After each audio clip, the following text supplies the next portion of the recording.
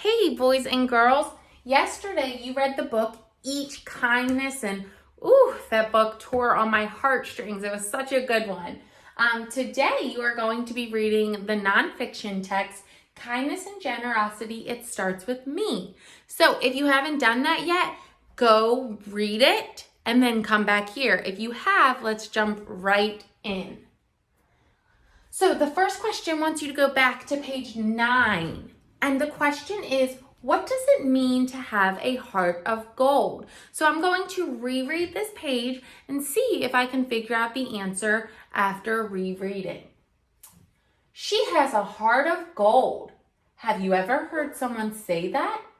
It does not mean that the person's heart is really gold, made of gold. It is another way of saying that she is kind and generous. Maybe you have a heart of gold. You all do. You're all amazing.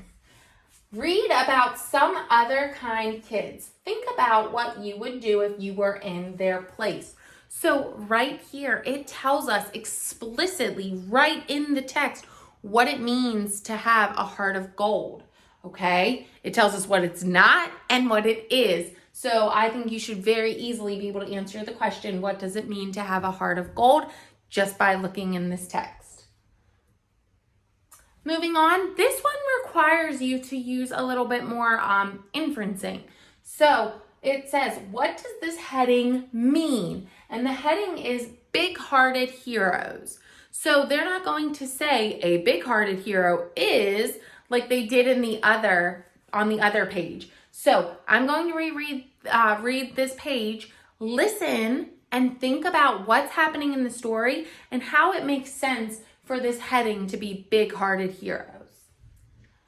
Everyone was playing soccer at recess, and Ethan slipped and fell.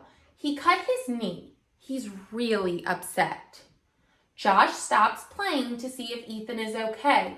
He puts his arm around his friend to try to make him feel better. Then he offers to walk Ethan to the nurse's office. So you can think, okay, who in this story is the hero? And what did they do that showed they were a big-hearted hero? Okay, and why did the author choose to make the heading big-hearted heroes? And then this one's fun because now that you have a good sense of why authors create the headings that they do, you are going to get to put a heading up here. So what heading could you put on pages 12 and 13? And remember, the heading tells you the main idea of what you will read on that page or, the next couple of pages. So think about the main idea as I read this and then think about what a good heading would be. Noah's school is having a winter coat drive. The coats will go to people who really need them to keep warm. Noah has a coat that does not fit anymore. He really likes it, but he knows he will not wear it. Noah donates his coat to the drive. Helping others feels great. So we have this word donate here, and I notice it's highlighted. That's a very important word to understand to make sense of what's happening on this page. So if you are donating something, you are giving something that is yours and you're donating and just giving it for free. No one is paying for it. So you just give up that item. Okay. So what is Noah doing? And what could be a good heading for this page? I bet you already have a ton of ideas. Remember, there's not necessarily a wrong answer as long as it fits with what's happening in the pages, okay? All right, here you're going to put a caption. So look at this picture from page 16. A caption describes what's happening in the picture. So I don't really, nope, scratch that. I was gonna say, I don't need to read what's on the page, but reading what's on the page is actually going to help me figure out what's going on in this picture. And then I just want to condense it into a sentence or so. So, Henry's neighbor broke her leg and it is hard for her to walk her dog. Henry and his mom offer to help out. Henry walks his neighbor's dog every day before school. His neighbor is really grateful. So it's super important that I read that, because if I just looked at the picture, I might say a little boy walking his dog. But we know that this is not, in fact, Henry's dog. It's his neighbor's dog. So you want to take that information and you want to put it in a caption. Remember, captions should be short, no more than 2 sentences.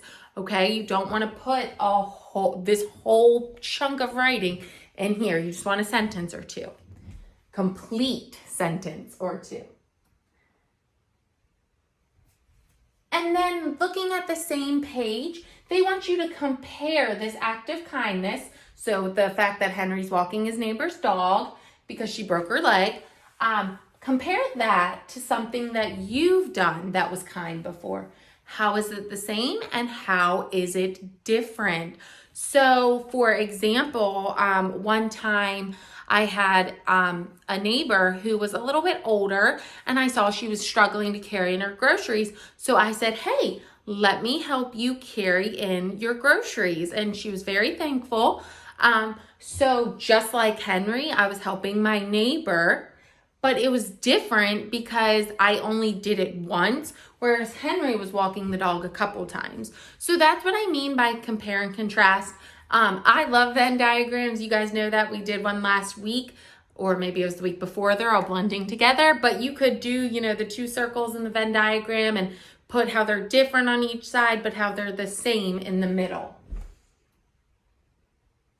All right, so for the writing activity, you have a friendly letter. So the parts of a letter are easy to remember. The heading, greeting, body, closing, signature, parts of a letter, parts of a letter, parts of a letter, parts of a letter, parts of a letter. So here you are going to think about how you might be able to give your time to show your family kindness and generosity. Write a letter to a member of your family offering to help them and share your ideas. Remember the parts of a letter. Some examples that you could do to show you can help is clean your room, get your own breakfast, get breakfast for your brothers and sisters, keep yourself entertained. So I am going to create an example of this on the next page. If you slide, I will have a picture of my example. Good luck, boys and girls.